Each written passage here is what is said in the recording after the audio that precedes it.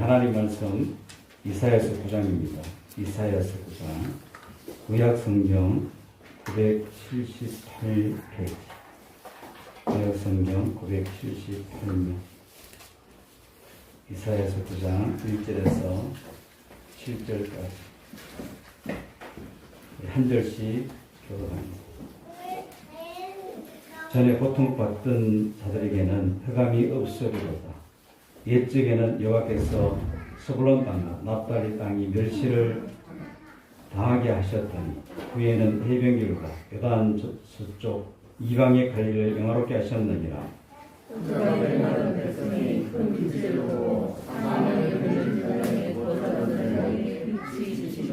주께서 이 나라를 창성하게 하시며 그 즐거움을 다하게 하셨으므로 추수하는 즐거움과 탈취물을 나눌 때의 즐거움같이 그들이 그 앞에서 즐거워하오니 이는 그들이 복복에 매너와 그들의 어깨의 철시와 그 앞에서의 망대를 주께서 꺾으시되 미디안의 날과 같이 하셨음이니라. 어지레이 싸우는 군인들과 심과 피 묻은 겉옷이 불에 습같이 사라지리니 이는 하나님과 우리에게 하고 한 아들을 우리에게 주신 바 되었는데 그의 어깨에는 용사를 메었고 그의 이름은 기모자라 모사라 전능하신 하나님이라 전능하신 아버지라 평강의 왕이라 할 것이라.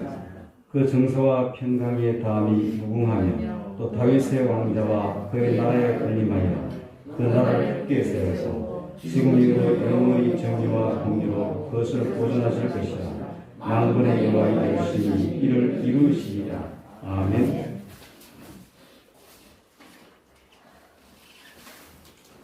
오늘도 본문의 말씀 가지고 한 아들을 우리에게 주신 바 되었는데 라는 제목으로 함께 은혜를 나누고자 합니다.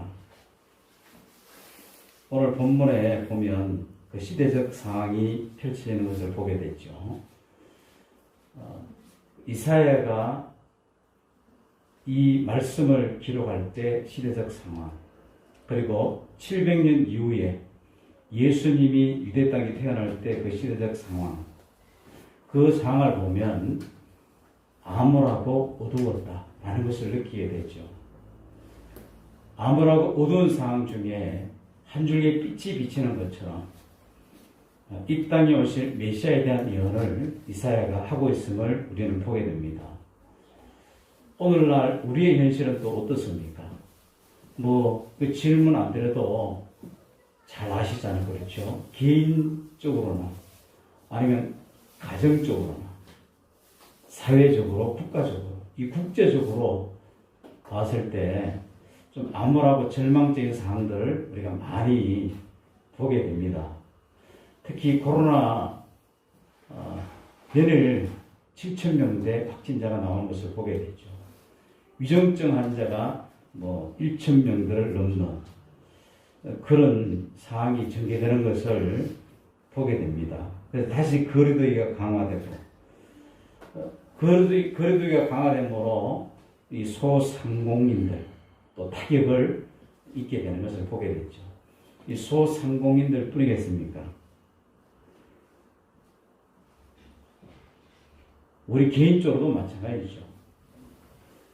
저도 지난주 금요일 3차 백신 접종을 받았는데 금요일 저녁이 되니까 뻐근하기 시작합니다.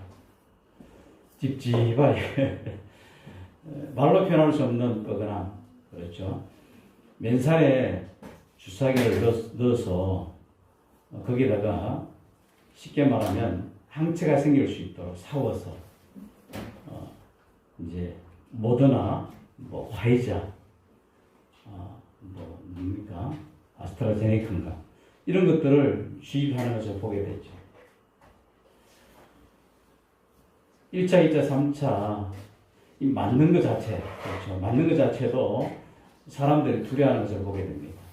또 맞고 여러 가지 후유증에 대한 스트레스가 이만저만이 아닌 그런 모습들을 보게 되죠. 어떤 사람은 열을 동반하고 어떤 사람은 응급실에 실려가는 그런 경우도 많이 보게 됩니다.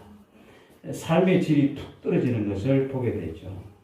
이렇게 감수하는 이유가 뭡니까? 하루속히 이게 종결되기를 바라는 마음으로 좀 힘들고 어렵지만 1차, 2차, 3차까지 접종하는 그런 모습들을 보게 되죠. 물론 국가 지침도 있지만 개인적으로 봤을 때 이런 것들이 다른 사람에게 좋지 않는 여파를 끼치가 싶어서 특히 교회가 한번 이 확진자가 나오면 TV에 보면 굉장히 어때요?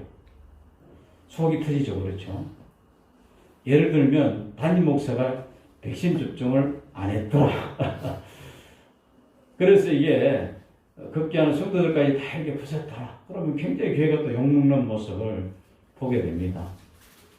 저 개인적으로는 맞고 싶지 않는 마음이 더 많았어요. 그런데 혹시나 이런 사태가 벌어지면 교회가 욕먹고 성도가 욕먹고 급기야는 하나님도 욕먹게 하는 그런 모습이 나타날까 그런 생각이 듭니다.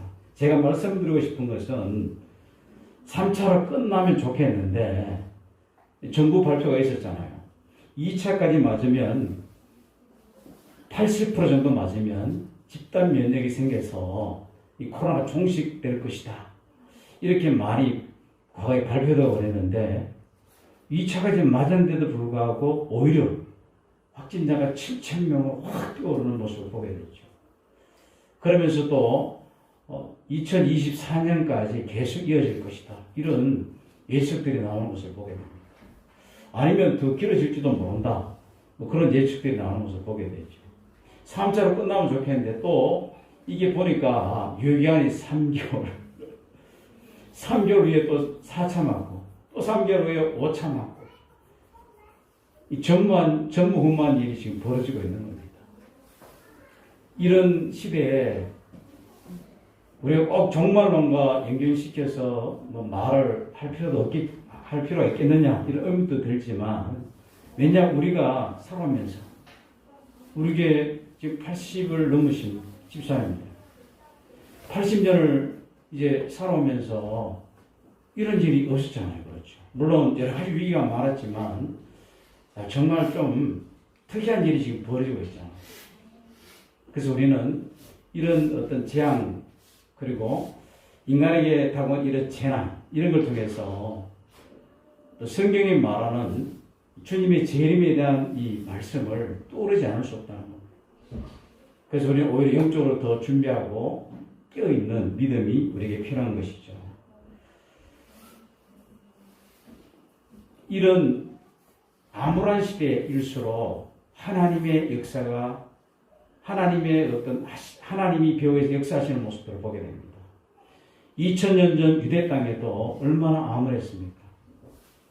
그런데 그런 암울한 그런 상황에 오늘 이사야도 마찬가지죠. 예수 오기 전 700년 전에 예언된 말씀입니다. 구원자 메시아를 하나님이 약속하시는 거예요. 구원자 메시아. 그래서 하나님이 약속하셨는 것을 다시 한번 확인하고 우리 또한 이제 다시 오실 메시아를 바라보는 신앙으로 깨어있는 것이 참 중요하죠. 메시아로 오신 예수님, 초임 예수님에 대해서 구약에 여러 번 예언되는 것을 보게 됩니다. 구약 성경에서 메시아의 탄생에 대한 예언을 기록한 대표적인 성경, 바로 이사야서죠. 이사야서. 그래서 이사야를 구약의 보험서라 그렇게 말씀하기도 합니다. 이사야를 기록한 저자가 누굴까요? 이사야의 선지자죠. 성경에는 모세오경을 비롯해서 모세오경을 기록한 사람은 모세잖아요. 그렇죠. 그런데 모세가 기록했지만 철저히 성령의 영감, 하나님의 영감이 임하셔서 그 말씀을 기록하게 하셨다. 유기적 영감서. 그 사람의 재능과 그 사람의 여러 가지를 하나님께서 이용하시면서 철저히 하나님의 인도하심 따라 말씀을 기록하게 했다. 이 사실 우리는 믿는 거죠. 로봇식으로 요거 기록해 저거 기록해가 아니라 하나님 그 사람의 여러 가지 모든 사항을 이용하셔서 통제하시고 이끌어가시면서 말씀을 기록하게 한 것이죠. 그러면서 신구약 저자들이 여러 명이 이렇게 성경을 기록하게 하는 것을 보게 됩니다. 그런데 놀라운 것은 여러 사람이 동원되어서 하나님 말씀을 기록하잖아요. 그런데 그 말씀의 흐름이, 방향이 정확하게 하나로 연결된다는 겁니다. 그래서 통일성을 이루는 것을 보게 되죠. 통일성. 특히 이제 예수님의 탄생에 대해서 창세기부터 또 예언되는 것을 보게 됩니다. 그렇죠. 그러면서 구약의 메시아에 대해서 예언하면서 결국 메시아가 이 땅에 오시는 놀라운 사건이 벌어지죠. 하나님은 이사야의 신령한 눈을 열었습니다. 그래서 메시아가 오심을 보게 한 것이죠. 특히 본문 9절에서 6절에 보니까 아기로 오실 기름 부음 받은 종 메시아 이름들을 소개하는 것을 보게 됩니다. 이름은 굉장히 중요합니다. 특히 히브리인들은 이름을 굉장히 소중히 여기죠. 여기에 있다는 겁니다. 이름에는 특별한 정보가 있는 것이죠. 특히 이제 6절에 기록된 이 말씀은 메시아에 대한 많은 정보를 우리는 예측하고 이해할 수 있다는 겁니다. 메시아가 어떤 분이신지, 그리고 그분이 하실 일이 어떤 일인지 예언된 이름을 통해서 우리는 알 수 있다는 것이죠. 그래서 다시 한번 이 말씀을 수없이 우리는 보았을 거예요.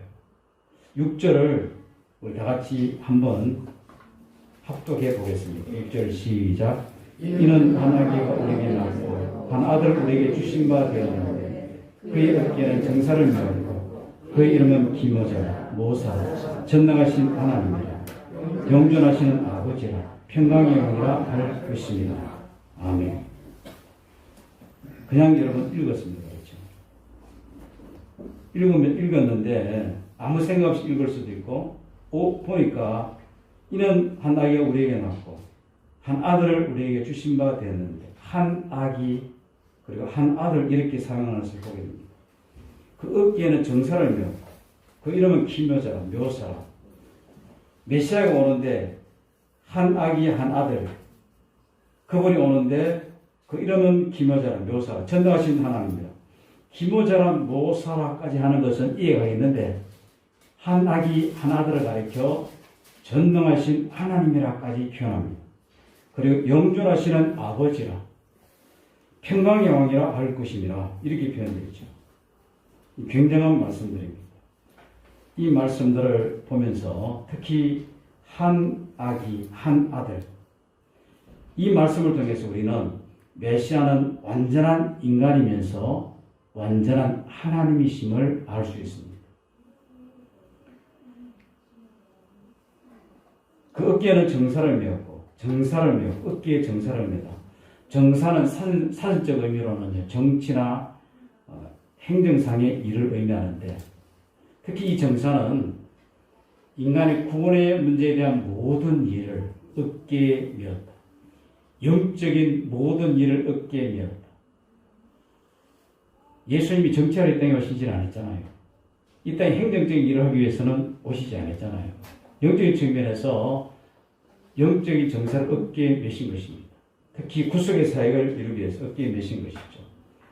이 말씀은 이사야 7장 14절과 연관됩니다. 14절을 보면 7장 14절에 보면 그러므로 주께서 친히 징조로 너에게 주실 것이라 징조로 주실 것이라 보라 천녀가 잉태하여 아들을 낳을 것이요 그 이름을 임마누엘이라 하리라.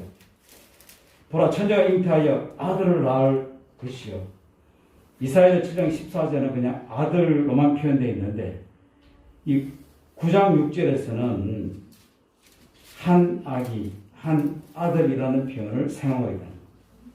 여기서 아기라는 표현은요 오실 메시아가 완전한 인간으로 임하신다는 사실을 말해주는 거예요. 완전한 인간.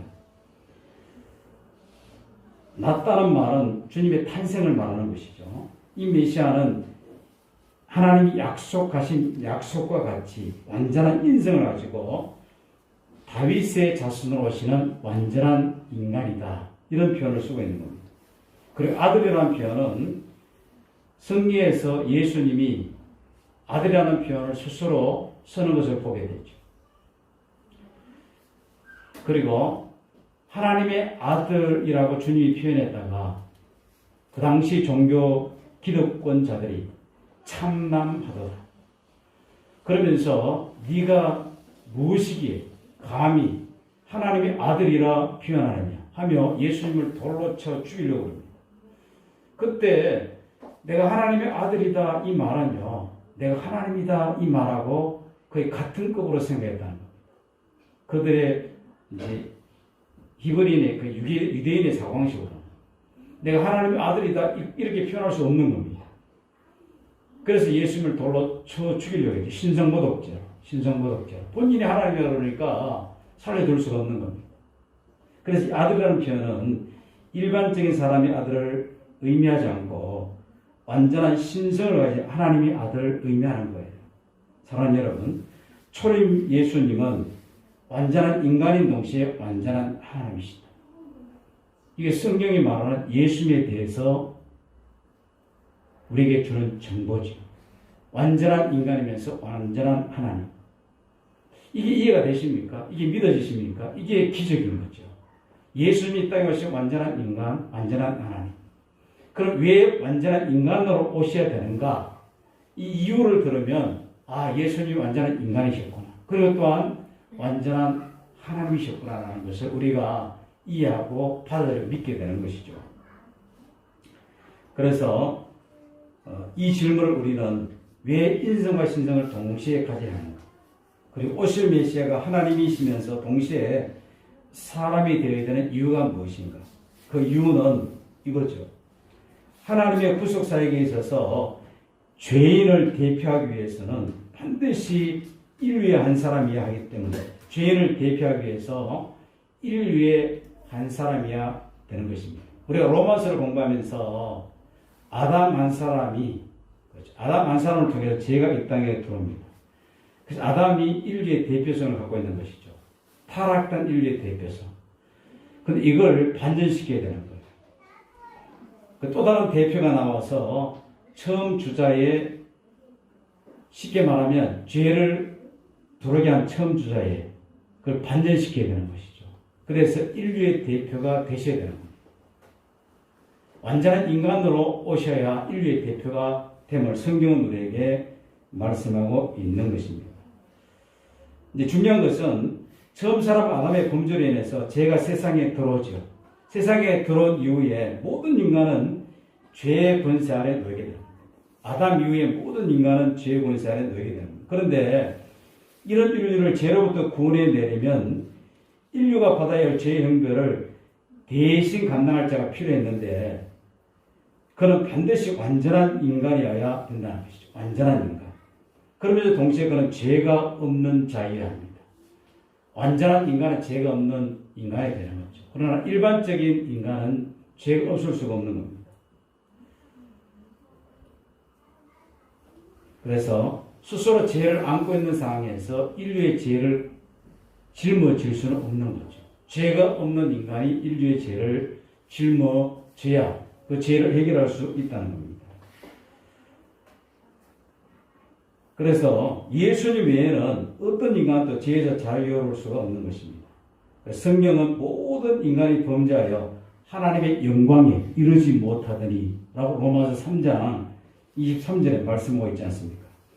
그러므로 인간의 죄를 대신 담당하기 위해서는 거룩하신 분, 죄에서 떠나 계신 분이 필요한 것이죠. 히브리서 7장 26절에 거룩하신 분, 죄에서 떠나 계신 분을 이렇게 성경은 말하고 있습니다. 이러한 대제사장은 우리에게 합당하니 바로 예수님을 가리켜서 말씀하시는 것이죠. 이러한 대제사장은 우리에게 합당하니 거룩하고 악이 없고 더러움이 없고 죄인에게서 떠나 계시고 하늘보다 높이 되신 이라 이렇게 표현하고 있습니다. 다시 말씀드리면 죄 없는 인간으로 죄책을 담당하기 위해서는 결국 하나님 자신이 인간에 되시는 방법밖에는 다른 길이 없다는 겁니다. 하나님만이 죄에서 자유로울 수 있는 분이기 때문에. 그러하여 하나님의 아들 메시아, 즉 그리스도께서 하늘 보좌를 버리시고 나고 전한 이 땅에 인간이 되어 오신 것입니다. 그래서 빌립보서 2장 6절에서 8절에 이 사실을 성경은 기가 막히게 표현하고 있습니다. 기가 막히게. 제가 그 서론에 성경, 사람을 동원해서 성경을 기록하게 했는데, 성경의 저자들이 40몇 명이에요. 그런데 그 말씀들이 창세기부터 요한계시록까지 마치 구슬을 깨는 것처럼, 그렇죠. 구슬사서로 볼 때 구슬 하나하나가 연결이 다 되면서 인류의 구원을 위해서 하나님이 하신 일이 딱 드러나는 것을 보게 됩니다. 이 저자가 다 들으면 다 엉뚱한 소리 할 거 아닙니까? 2000년 전에 섰던 모세와 2000년 후에 섰던 초대교회에 섰던 제자들과 이게 통한다는 것은요, 있을 수 없는 일입니다. 그래서 성경을 읽다 보면 어떻게 이렇게 관통하지?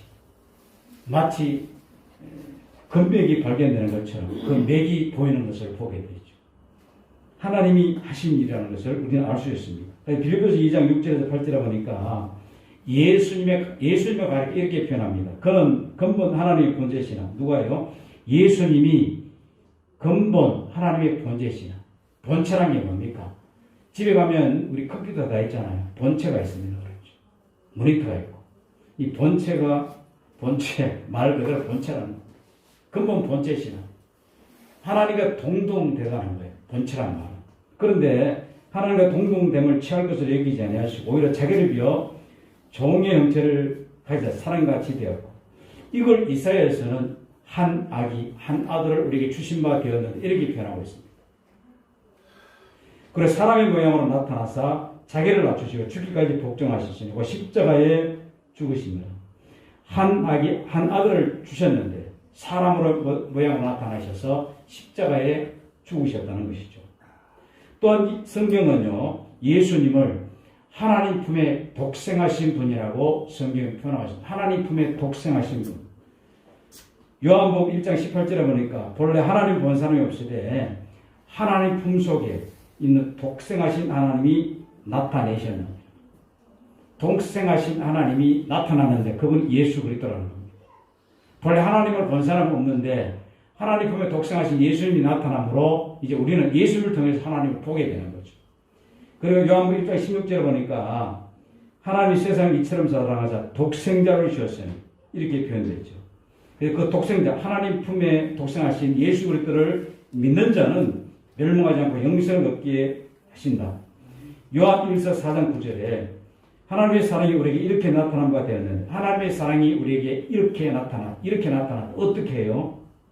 하나님이 자기의 독생자를 세상에 보내신, 하나님이 자기의 품에 독생하신 예수 그리스도를 이 땅에 보내신, 이게 하나님의 사랑이 이렇게 나타났다. 결과물을 한 것입니다. 그가 나타남으로 우리가 살게 되는 것이죠. 그 요한복음 1장 18절에 그를 믿는 자는 심판을 받지 아니하는 것이요, 믿지 아니하는 자는, 믿는 자는 심판을 받지 않고요, 믿는 자는 하나님의 독생자 이름을 믿는 자는 심판을 받지 않고 믿지 않는 자는 하나님의 독생자를 믿지 않으므로 심판을 받는다. 이미 벌써 심판을 받았다. 이런 표현을 쓰고 있습니다. 이 독생자라는 단어가 굉장히 재미있는 단어입니다. 헬라어에 모네게네스라는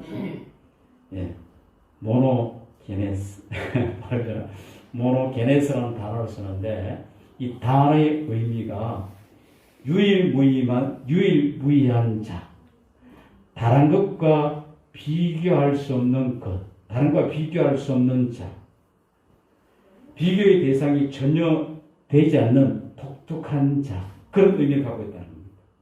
결국 이 독생자, 하나님의 독생자 예수 그리스도는 다른 것과 결코 비교할 수 없는 독특한 자라고 성경은 말하고 있는 것이죠. 그래서 영어 성경에는 표현할 때 the one, 외아들, 그리고 독자, 이런 표현을 쓰고 있습니다. 그런데 NIV의 성경에서는 한 걸음 더 나아가 이런 표현을 쓰고 있습니다. The one and the only. 한 분이시면서 유일한 분, 이런 표현을 쓰고 있습니다. 그렇죠. 유일한 분임을 강조하고 있다는 겁니다. 그래서 구원자로 이 땅에 오신 예수 그리스도는 유일한 구원자라는 거예요. 유일한 중보자라는 겁니다. 우리가 나는 중보기도 합니다라고 할 때 이게 중보자적인 기도를 합니다가 더 정확한 말이에요. 유일한 중보자는 예수님 한 분밖에 없어요. 나는 중보자입니다. 내가 이렇게 말하셨다는 겁니다. 중보 기도는 할 수 있어요. 중보 기도라는 것은 뭐냐면 다른 사람을 위해서 우리가 막 기도하는 거 중보자의 기도를 우리가 할 수 있습니다. 그러나 내가 중보자입니다 라고 말할 수 없습니다. 우리의 유일한 중보자는 예수 그리스도 한 분밖에 없음을 성경 우리에게 밝히고 있는 것이죠. 사랑하는 성도 여러분, 원수 사단은 바로 이 진리를 외우기 위해서 지난 교회사 2000년 동안 수많은 이단들을 일으켰습니다. 주님의 교회는 이 진리를 지키기 위해서 피 흘릴 거지 싸우는 모습을 보게 되죠. 분명한 것은 예수님의 인성을 부인하거나 신성을 약화시키는 주장들이 지금도 계속되고 있고 종말이 가까워질수록 예수님의 인성과 신성을 약화시키는 이런 일들이 기승을 부릴 겁니다. 그러나 성경은 분명히 말하죠. 예수 그리스도께서는 완전한 인간인 동시에 완전한 하나님이시다. 만 이 사실을 부인하거나 조금이라도 약화시키려 한다면 그는 성경을 부인하는 자요. 예수 그리스도의 구속 사역을 부인하는 자가 되는 것이죠. 그래서 요한일서 2장 22절에 보니까 거짓말하는 자가 누구뇨? 그리스도께서 그리스도임을 부인하는 자가 아니뇨. 거짓말하는 자가 누구뇨? 예수께서 그리스도임을 부인하는 자가 거짓말쟁이라는 겁니다. 예수가 그리스도라는 말은 예수는 메시아라는 말이죠. 그리스도. 메시아와 그리스도는 같은 의미입니다. 그렇죠? 다시 말하면 예수는 우리의 구원자, 예수는 그리스도란 말은 예수는 우리의 구원자, 기름 부음을 받은 자, 우리의 구원자, 그런 의미라는 겁니다. 그리고 하나님과 아들을 부인하는 그가 적 그리스도라고. 결국 그리스도를 부인하면 그가 적 그리스도에 속한 자가 되어 버린다라고 성경은 말하죠. 사랑하는 여러분, 우리는 이 사실을 분명히 인식하고 바른 신앙을 지켜나가는 것이 중요합니다. 그래서 우리의 구원자, 우리의 그리스도, 우리의 메시아는 어떤 분이신가? 오늘 본문을 봤을 때 완전한 인간, 완전한 하나님. 그래서 인성과 신성을 가지신 분이라고 오늘 본문을 통해서 우리에게 예수에 대해서 우리가 알려주고 있는 겁니다. 한 아기가 낳고 한 아들이 우리에게 주신 바 되었는데 이 말씀 속에서 우리는 이 사실을 알 수 있다는 겁니다. 그러면서 이제 메시아의 이름들을 구체적으로 살펴보면 이 이름들은 메시아의 속성이 어떠하며 그가 무슨 일을 할 것인지를 말해주고 있다는 겁니다. 서론에도 말씀하신 것처럼 이 셈이라는 히브리어 이름, 단순한 호칭을 뜻하는 것이 아니라 이 본질과 속성을 의미하는 것이죠. 먼저 기묘자, 묘사라는 단어를 쓰고 있는 것을 보게 됩니다. 문자적으로 직역하면 모사의 기묘자, Wonder of Counselor가 되는데요. 많은 영어 역본들은 이를 거꾸로 해석해서 놀라운 상담가로 번역하는 것을 보게 됩니다. 놀라운 상담가. 모사의 기묘자. 다시 말하면 놀라운 상담가. 예수님은 놀라운 상담가. 우리가 말하는 일반적인 상담가가 아니라 놀라운 상담가로 표현하는 것을 보게 됩니다. 예수님을 가리켜 이사야서 11장 2절에는 이런 표현을 쓰고 있죠. 그 위에 여호와 영과 지혜와 총명의 영이요 모략과 재능의 영이요 지식과 여호와를 경외하는 영이 강림하시리. 여호와의 영과 지혜와 총명의 영, 모략과 재능의 영, 모략이라는 표현을 쓰고 있습니다. 그래서 모략과 재능의 신을 부음받은 분이 예수님. 왜 이렇게 모략과 재능을 부음받게 하셨을까요? 인간의 지혜를 뛰어넘어 그의 구속사역을 감당할 수 있도록 하시기 위해서 그렇게 했다는 겁니다. 특히 모사, 요해처라는 단어는 메시아가 자기 백성에 직면한 삶의 모든 영역의 문제들을 해결할 수 있는 분임을 나타내기 위해서 이 모사라는 단어를 쓰고있다는 겁니다. 예수님께서 말씀하셨듯이 약속의 성령, 또 다른 보혜사 이런 표현을 쓰고 있죠. 예수님이 보혜사고 또 다른 보혜사 성령이 오시면 너희를 진리 가운데로 인도하시리. 그래서 그분이 진리 가운데로 인도하시고 예수님으로 들었던 말씀들을 생각나게 하고 그가 예수님에 대해서 증거하게 하는 또 다른 보혜사라는 표현을 쓰고 있습니다. 그 또 다른 보혜사의 원어적 의미는 본질적으로 나와 같으면서 다른 그런 의미예요. 본질적으로 나와 같으면서 다른. 이게 이제 어떻게 본질적으로 같으면서 다른 이런 표현을 쓸 수 있습니까? 그럼 같다라는 의미도 있지만 사역적인 의미에서 다른. 그래서 예수님은 오리지널 카운셀러, 원상담자라면 성령님은 또 다른 상담자, 뭐 이렇게 표현될 수 있다는 겁니다. 실로 그레드께서는요, 사람들이 찾아오셔서 누구도 답할 수 없는 문제들을 예수님은 해결해 주셨다는 겁니다. 특히 인생의 문제들 중에서 누구도 답할 수 없는 가장 중요한 본질적인 문제가 뭡니까? 죄의 문제, 죽음의 문제. 이 문제를 진리의 말씀과 자기 몸을 온전히 희생하는 대속의 사역을 통해 해결해 주셨다. 예수님은 대속의 사역을 통해서 십자가의 사역을 통해서 죄의 문제 해결하셨어요. 죽음 문제 해결하셨습니다. 아니 목사님 나 죽는데요. 예수 믿는 사람도 코로나 걸려서 죽을 수도 있습니다. 그런데 어떻게 죽음의 문제가 해결되었습니까? 이 말은 부활의 영광까지 염두에 둔 말입니다. 이 죽음의 문제. 그렇죠. 사실 예수 믿는 사람들은 육체의 죽음으로 슬퍼할 이유가 없어요. 왜냐하면 부활의 영광의 날이 기다리고 있기 때문에. 그래서 성경은 이 부활에 대해서 확실하게 분명히 말하잖아요. 부활이 없으면 예수 믿는 사람이 얼마나 불쌍한 인생인지 바울이 쭉 말하는 것을 보게 됩니다. 그러나 부활이 확실하기 때문에 너무나 우리는 소망 가운데 살 수 있는 것이죠. 그래서 죄의 문제, 죽음의 문제를 주님이 해결하셨다. 그럼 죄의 문제, 죽음의 문제를 해결하신 분이 우리 인생 여러 가지 문제도 해결하지 아니하시겠느냐? 성령을 우리에게 주신 하나님이 다른 좋은 은사들을 주시지 않겠느냐? 주실 수 있는 분이 하나님이시라는 겁니다. 단지 문제는 인간의 욕심 문제죠. 더 많이 갖기를 원하고 더 많이 누리기를 원하고 다른 사람보다 더 좋은 차를 타기를 원하고 다른 사람과 자꾸 비교의식에 빠져서 이게 욕심 때문에 문제지 실질적으로 우리의 삶을 보면 하나님이 해결해 주셨다는 겁니다. 저도 가끔 미래를 염려할 때가 있어요. 노후 문제잖아요. 그렇죠? 노후 문제. 그런데 지금 내 상황을 보니까 주님이 먹고 마시는 거, 입는 거 해결해 주시더라고요. 예수 믿는 사람들은요, 지금 먹고 마시는 거, 지금 주님이 해결해 주시는 것을 봤을 때, 미래로 주님이 해결해 주실 것을 믿고 가는 게 예수 믿는 성도의 삶의 모습이에요. 그렇다고 해서 노후 준비하지 말라, 이 말은 아니죠. 미래를 위해서 요셉처럼 풍년이 들었을 때, 기근이 들었을 때를 위해서 준비하는 거 지혜입니다.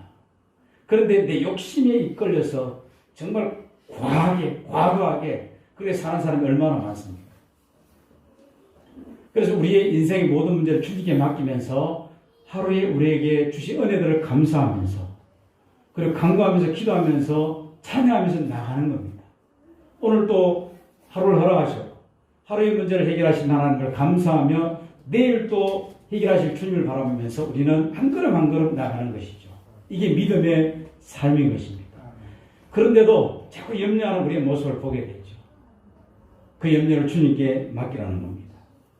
예수님은 모세의 기묘자, 곧 예수님은 놀라운 상담가, 우리의 모든 문제를 해결할 수 있는 분. 인간이 인간을 상담한다. 해결해 줄 수 없는 문제가 얼마나 많은지 몰라요. 그리고 전능하신 하나님, 한 아기, 한 아들이 이 땅에 주신 바 되는데 그분을 전능하신 하나님이라고 오늘 표현하고 있습니다. 이거 얼마나 놀라운 표현입니까? 어떻게 한 아기, 한 아들을 전능하신 하나님이라고 표현하고 있습니까? 그래서 삼위일체 교리가 여기서 나오는 거예요. 삼위일체 교리. 성부, 성자, 성령 하나님. 하나님 성부, 요 하나님. 하나님 품에 독생하신 성자. 그렇죠? 그 독생하신 분을 우리에게 주신 바 되었는데 이 표현을 쓰고 있습니다. 쓰고 있다는 겁니다. 그분을 가리켜 전능하신 하나님입니다. 이 전능이란 말은 뭐예요? 전능. 못할 것이 없는 무한한 능력. 권세와 능력이 한이 없다는 겁니다. 사단이 만약 IQ가 2000 정도 됐나 했을 때 2000은 엄청 높은 거예요. 인간이 상상도 못할 IQ겠죠. 그런데 하나님의 IQ는 무한대라는 겁니다. 그러니 우리 하나님을 믿으면 사단의 역사도 두려워할 게 없다는 것이죠. 예수님은 창조사에게 동참하신 하나님이십니다. 요한복음 1장에 보면 이 말씀을 하고 있잖아요. 빛이 있어라. 창세기에 보니까 빛이 있어라 하니까 빛이 그냥 생겨버리는 거예요. 창조사에게 동참하신, 말씀으로 동참하신, 말씀이 육신되어 이 땅에 오셨는데 그 영광을 보니 독생자의 영광이요 은혜와 지혜가 충만하더라. 말씀이 육신으로 이 땅에 오신 분이 독생자 예수 그리스도라는 겁니다. 이 말씀이 태초에 빛이 있어라 예수님이 사해 가신 겁니다. 그럴 때 빛이 있어 버린 것이죠. 이것은 예수님의 신성을 확실히 보여주는 이름입니다. 예수 그리스도는 권세로 승리하시고 능력으로 모든 것을 다 이루어 놓으셨습니다. 예수님은 마귀를 이기셨고 자연을 지배하셨죠. 주면 무엇인지 하실 수 있는 권능의 하나님, 전능하신 하나님, 오늘 본문에 표현합니다. 근데 더 놀라운 표현은요, 영존하시는 아버지라까지 표현하고 있습니다. 고대 건동지방에서 아버지라는 말은 육신의 아버지뿐 아니라 보호자라는 의미로 사용되게 되었습니다. 보호자. 그래서 왕들이 자기 백성들에게 스스로 나는 너네들의 아버지다. 보호자라는 의미라는 것이죠. 선지자가 메시아를 가리켜 영존하시는 아버지라 칭하는 것은 메시아께서 그 구속하신 자들을 지으셨으며 새롭게 창조하실 창조자이시기 때문에 이런 표현을 쓰고 있습니다. 요한복음 1장 3절에 보니까 만물이 그로 말미암아 지은 바 되었으니 지은 것이 하나도 그가 없이는 된 것이 없으니라. 만물이 그가 없이는 안 된다는 겁니다. 성자 예수님이 만물을 창조하실 때 함께 사역하셨다는 겁니다. 그리고 그 영존하신 아버지 메시아 예수 그리스도는 우리를 새로운 피조물로 창조하시는 분임을 고린도후서 5장 17절에 말하죠. 그래서 누구든지 그리스도 안에 있으면 새로운 피조물이야. 이전까지 지나갔으니 보라 새 것이 되었다. 우리를 새로운 피조물로 재창조하신 것입니다. 아니, 내가 예수 믿기 전에 하고 내가 똑같은 것 같은데요? 아니라는 겁니다. 본질적으로 우리는 달라진 거예요. 우리의 근본이 달라진 거예요. 새롭게 되었다라고 성경은 말하죠. 또한 메시아고 그리스도는 구원받을 자들에게 대한 영원한 보호자가 되신다라는 사실을 보여줍니다.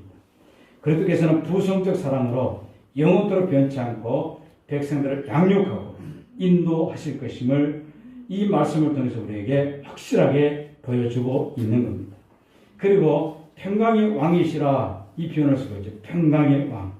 여기서 왕, 사르라는 단어는 원래 중앙의 왕이 지방의 위임 통치를 위해서 임명한 위임 통치자나 총독을 의미할 때 쓰는 사르라는 단어죠.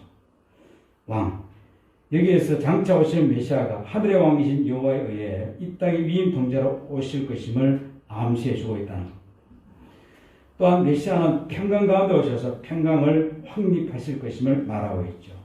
여기 평강은 샬롬이라는 단어죠. 평강은 전쟁이 없는 평안한 상태는 물론이고 나아가 개인과 이 공동체에 필요한 모든 것이 충족된 이상적인 상태를 의미하는 겁니다. 그래서 평강의 복, 이미 많이 말씀드렸을 거예요. 이건 인간이 말하는 종합 비타민. 사실 종합 비타민은 모든 비타민의 성분을 다 포함해서 인간을 이렇게 한다, 이렇게 표현할 수 있는데요. 이 평강을 이렇게 종합 비타민 정도로 표현하기는 표현의 한계가 있는 거죠. 그리고 완전히 충족된 상태, 이상적인 상태라는 의미를 갖고 있다는 겁니다. 그래서 메시아는 하나님과 원수되었던 인간을 하나님과 화목하게 하시는 왕으로 이 땅에 오셨습니다. 그래서 로마서 5장 10절에 보니까 곧 우리가 원수되었을 때 그때 아들의 죽으신 말미암아 하나님과 화목하게 되었은즉 하나님과 화목하게 된 것, 이 평강의 은혜가 임하는 것은 정말 엄청난 사건이죠. 아담 이후에 하나님과 원수가 되는 것을 보게 됩니다. 그런데 이걸 회복하셔서 하나님과 화목, 평강의 상태로 주님이 만드시는 그런 사역을 하셨다는 겁니다. 에베소 2장 13절 17절도 이 얘기를 하고 있죠. 그는 우리의 화평이시라. 둘로 하나를 만들어서 원수된 것 곧 중간에 막힌 남을 자기 육체로 흐시고 십자가에서 자기 육체로 하나님이 우리 사이에 막힌 담을 흘어버리시고 법조문으로 된 계명의 율법을 펴하셨으니 이는 이 둘로 자기 안에서 한 세 사람을 지어 화평하게 하시고 또 십자가로 이 둘을 한 몸으로 하나님과 화목하게 하려 하심이라 라고 성경은 말하고 있습니다. 이 땅에는 전쟁과 갈등이 끊이지 않지만 그분이 이루실 새하늘과 새 땅에서는 완전한 평화를 이루고 다시는 싸움이나 반목이 없으니 모든 일이 충족되어 완벽한 상태에 이를 것임을 이 평강이라는 단어를 통해서 우리에게 보여주고 있는 것입니다. 그래서 우리가 새하늘과 새 땅에서 살아갈 그날은 이런 완전히 충족된 상태, 인간의 욕심과 인간의 야망과 이런 것들로 충족된 상태가 아니라 그렇죠. 하나님의 것들로 충만한 상태. 그때의 기쁨과 그때의 감사는 이루 말할 수 없을 겁니다. 하나님은 이 기쁨을 맛보기로 가끔 우리에게 주실 때가 참 많죠. 그렇습니다. 예수는 평강을 주시러 오셨습니다. 우리는 예수의 탄생을 노래하는 천사의 찬양을 잊지 말아야 합니다. 지극히 높은 곳에서는 하나님께 영광이요 땅에서는 기뻐하심을 입은 사람들 중에 평안하다. 사랑하는 여러분, 이같이 예수님은 놀라운 상당가요 전능하신 하나님이십니다. 예수님은 아버지요 보호자이시며 평강의 왕이십니다. 예수님의 이름이 얼마나 존귀한 이름인지 우리는 말로 표현할 수 없다는 겁니다. 예수라는 이름은 최고의 존귀한 이름. 이 이름 외에는 천하 인간의 구원 얻을 만한 다른 이름이 없습니다. 유일한 중보자라는 것이죠. 유일한 것. 예수님만이 우리의 중보자가 되시고 예수님만이 우리의 유일한 구원자가 되시고 예수님만이 우리의 유일한 왕이 되신다는 겁니다. 예수님을 치우고 다른 것이 그게 대체할 수 없다는 겁니다. 비교할 수 없는 독보적인 존재. 우리를 구원하시기에 완전한 존재. 그래서 천주에 있는 이름 중 귀하고 높은 이름. 주 나시기 전에 지으신 구주의 이름 예수. 주 앞에 내가 엎드려 그 이름 찬송하며 내 귀에 들린 말씀 중 귀하신 이름 예수. 얼마나 존귀한 이름입니까? 그리고 메시아가 오셔서 하신 일은 어떤 것이었습니까? 이게 여러분 잘 알고 있잖아요. 메시아가 어떤 일을 하셨는지. 다윗의 언약. 그렇죠. 다윗의 언약이라는 단어를 씁니다. 사무엘하 7장 13절을 보니까 그는 내 이름을 위하여 집을 건축할 것이요 나는 그의 나라 왕위를 영원히 경고하게 하리라.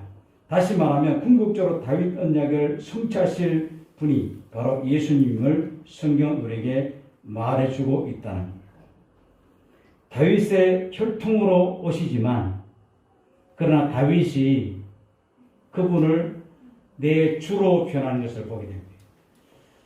다윗의 후손으로 오는데 어떻게 그분을 주로 표현할 수 있을까요? 완전한 인간으로 오시기 위한 하나님의 계획인데 그 혈통을 다윗의 혈통을 통해서 이 땅에 오시겠습니다. 그래서 다윗은 미리 그분을 주로 표현하는 것을 보게 되죠. 그래서 로마서 1장 13절에 그의 아들에 관하여 말하면 육신으로는 다윗의 혈통에서 났고 마태복음 22장 42절에서 45절에 보면 시편 110편 1절을 인용하는 것을 보게 됩니다. 시편 110편 1절이 여호와께서 내 주에게 말씀하시기를 이런 표현을 써요. 여호와께서 내 주에게 말씀하시기를 바로 다윗의 주가 메시아로 오실 예수 그리스도죠. 그분에게 말씀하시기를 내가 내 원수들로 내 발판이 되기 하기까지 너는 내 오른쪽에 앉아 있어라 하셨도다. 이걸 마태복음 22장 42절 45절 그대로 인용하는 것을 보게 됩니다. 결국 다윗의 후손으로 오되 다윗의 주이신 예수 그리스도께서 이 땅에 오셔서 하신 일이 뭡니까? 자신을 희생하시는 일을 하셨죠. 십자가의 자신을 온전히 하나님 앞에 인류의 죄를 대속하기 위해서 자신을 들이셨습니다. 거기에 고귀한 희생, 그분의 고귀한 희생으로 말미암아 그를 믿는 자는 누구든지 구원을 얻는 놀라운 은혜를 우리에게 허락하신 겁니다. 이제 남은 것이 뭡니까? 다시 오셔서 하나님 말씀하신 1.1핵을 1억도 땅에 떨어지지 않고 다 이루시기 위해서 재림주로 오시는 메시아에 대해서 우리가 기다리고 고대하고 있는 우리의 모습을 보게 되죠. 그래서 우리가 이 성탄절을 이제 맞을 준비를 하고 있는데요. 사실 성탄절 12월 25일은 건동 지방에 태양을 섬겼던 그런 날이다. 그렇죠. 태양을 신으로 섬겼던 그래서 숭배했던 그런 날이다. 또 10월 25일은 이방신을 섬기는 어떤 날이다. 이런 여러 가지 설이 많이 있어요. 12월 25일 날짜, 그 날짜보다 더 중요한 것이 뭡니까? 어떤 분이 이 땅에 오셨는가? 그분이 왜 이 땅에 오셨는가? 그분의 탄생으로 우리에게 주어진 영광이 무엇인가? 그분의 십자가로 우리에게 주어진 은혜가 무슨 은혜가 우리에게 주어졌는가? 그걸 깊이 묵상하면서 다시 한번 주님을 우리 마음에 새기고 그분과 함께 동행하는 삶을 살아가는 이 결단의 시간이 성탄절이라고 저는 생각합니다. 그리고 그분이 이 땅에 오신 목적을 우리도 그 목적 따라 살기 위해서 결단하는 그런 날이죠. 그런가 동시에 다시 오마 약속하신 주님을 기다리는 그런 신앙의 고백적인 날이라는 것입니다. 결국 이런 성탄절을 우리가 기념하고 지키는 것은 주님의 사역을 이어가는, 주님이 이 땅에 오셔서 하시는 그 일들을 다시 이어가는 그런 결단의 시간과 동시에 이 땅에 오신 주님을 한 번 더 축하하면서 감사하는 날, 다시 오실 주님을 소망하면서 기다리는 그런 귀한 날이다라는 것을 우리는 말씀드릴 수 있다는 겁니다. 그래서 이 성탄이 없었다면, 주님이 이 땅에 오시지 않았더라면 큰일 날 뻔당했구나. 그 예수 믿는 것이 얼마나 행복한가를 이 성탄절을 통해 다시 한번 확인하는 날이죠. 그래서 우리는 성탄절 되면 희한하게 어릴 때 성탄절 되면 캐롤송과 함께 거리가 막 북적북적하잖아요. 교회에서도 여러 가지 장식으로 막 이렇게 추리로 말미암아 부쩍부쩍거립니다. 이 흥분되는 것을 보게 돼. 그때는 아무것도 모르고 흥분했어요. 근데 진짜 어떤 일에 흥분해야 되는가, 어떤 일에 우리가 감사해야 되는가, 어떤 일에 우리가 기뻐해야 되는가, 그걸 깊이 새기는 날이 성탄절이다 라는 사실을 기억하며 아무리 암울하고 아무리 여러 가지 절망적인 상황이라도 주님은 그런 상황 속에 메시아를 약속하셨고 이 땅에 메시아를 주셨고, 지금 현재 우리의 상황이 절망적으로 보이더라도 우리가 정말 메시아 사상 그리고 주님의 재림을 향한 확실한 믿음을 갖고 있다면 어떤 상황에도 이길 수 있습니다. 승리할 수 있는 하나님의 자녀가 되는 것이죠. 이런 믿음으로 견고히 세워지는 한 주간이 되어 성탄절을 영화롭게 하나님께 예배하는 우리 모두가 되어지기를 예수 이름으로 축원합니다. 살아계신 하나님, 이 땅에 오신 예수님을 다시 한 번 더 그분의 속성과 그분의 하신 일과 그분으로 말미암아 우리에게 주어진 영광과 또한 예수님의 희생이 얼마나 위대한가 나눴습니다. 이 사실들을 우리가 깊이 새기고 감사하며 기뻐하고 우리의 모든 삶 가운데 어렵고 힘들더라도 승리하는 하나님의 자녀들 다 되게 하여 주옵소서. 예수님의 이름으로 기도드립니다. 아멘.